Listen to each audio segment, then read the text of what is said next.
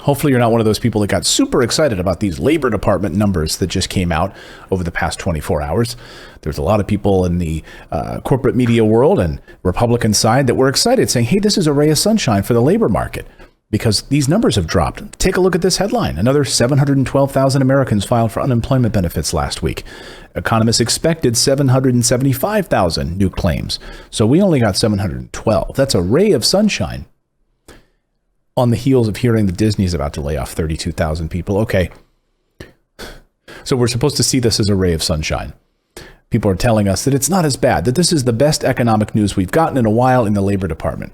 But they're not telling you, of course, that these labor numbers don't reflect the amount of people that have totally given up and are out of the labor force altogether. They also don't take into account all of the jobs that are permanently gone, permanent job losses, with hundreds of thousands of small businesses permanently closing their doors. Those numbers aren't in these numbers. These are people who are still in the system. These are people who are currently in the unemployment system, filing for unemployment, going back and looking for work. So yeah, that's some good news that some people went back. Maybe they were furloughed. They got back to business. That's great. But it does not account for the millions who are out of work permanently. So are we in for a double dip recession? I mean, that's the big question. And some economists see that absolutely this is the case. Why? Because coronavirus hasn't gone away. And it's only getting worse. And we are in for a dark winter because the vaccine, by the time that gets rolled out, fully in effect, could be April, May, June. We won't see the benefits of that probably until the end of next year, towards Christmas of 2021. So all of these businesses that are going to go under is going to continue. All of these people that will continue to lose their homes, continue to not be able to pay their bills, continue to lose their jobs, and businesses will continue. So if people wanted to say it was a V-shaped recovery, we heard that from Larry Kudlow and the White House. It's a V-shaped recovery, which was always a big pile of crap anyway, right? If anything, it was a K-shaped recovery where some people in the economy, like Wall Street, were doing fine, while the other people, lower income Americans whose jobs are permanently gone, were doing terribly. Now it's shaping up to be a bit of a W-shaped recovery. So down, up, down, up. So a double dip recession. First of all, what is a double dip recession? Well, it's a recession followed by a short period of growth, a short period of excitement, followed almost immediately by another recession. So W shape. And that's exactly what we're into, according to Stephen Roach, who's a Yale professor who's been right on all of this before. He was asked this very question, why are you seeing a double dip recession when other people aren't?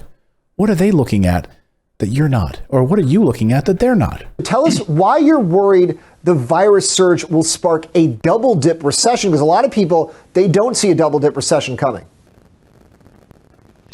Well, we have a vulnerable economy in the aftermath of the record collapse from the lockdown in the first quarter of this year. We had a bounce back in the second quarter, a little more momentum in the third quarter. But, I think that with the infection rate soaring right now, a still vulnerable U.S. economy is likely to experience further lockdowns, albeit not as severe as was the case last spring.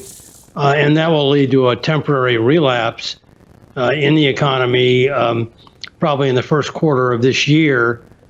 We've had those relapses in 8 of the last 11 business cycle upturns, and I don't think this one is an exception to that rule. So he's saying, hey, I'm a student of history. This is what has happened over the past number of cycles. Why would it be any different this time?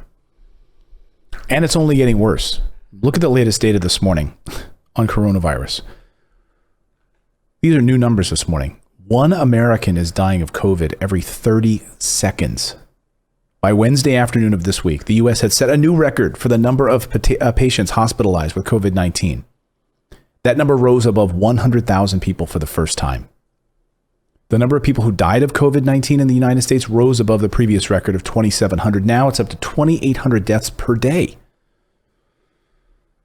As Rachel Maddow said the other day, it's like 9/11 every day now in the United States. More than 9/11 in the United States every day. Look what Mike Baker says here in his tweet. 2,885 deaths reported in one day. It's 1 death every 30 seconds. It's more than the death toll World Trade Center on 9/11.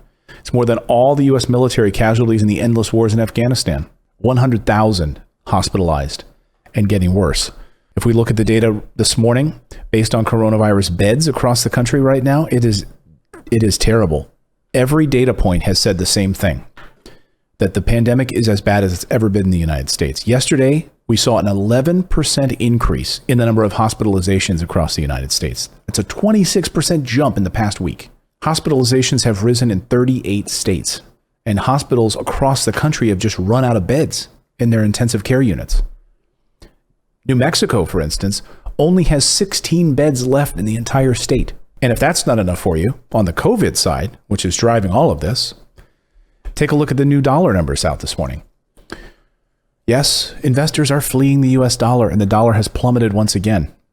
So all of those dollar bears who have been saying, hey, get away from the US dollar, like myself, I've been saying that now for months, get away from this artificially inflated US dollar. Look at that, plummeting to all-time lows now since 2018. Everyone's fleeing.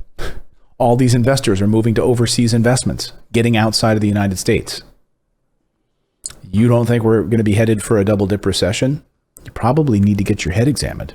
So if you have your money tied to the US dollar right now, this is where you want to be smart. If your money is sitting in a savings account, again, your money is worth less tomorrow than it is today. Putting it into real estate or gold and silver, precious metals, keeping it out of the US economy, keeping it out of the US dollar. The pound is rising in the UK. Euro is doing well. Is the United States dollar doing well? It's not. So there's all this excitement about these labor numbers, and there's excitement about a vaccine.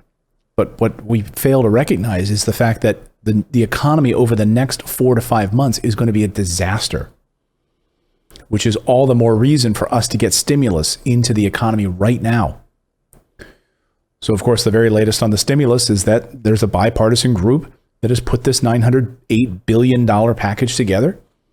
And now that seems to be the talking points, that seems to be the starting point for talking.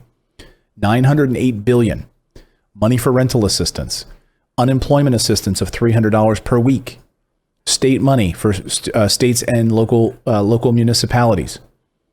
Liability protection is in there. School money is in there. Of course, one big piece missing right now from those negotiations is stimulus checks for the American people. Make no mistake about it, we are facing a double dip recession. If you're looking and paying attention to the true numbers, the true unemployment numbers, and the businesses that are closing left and right, this is absolutely the case.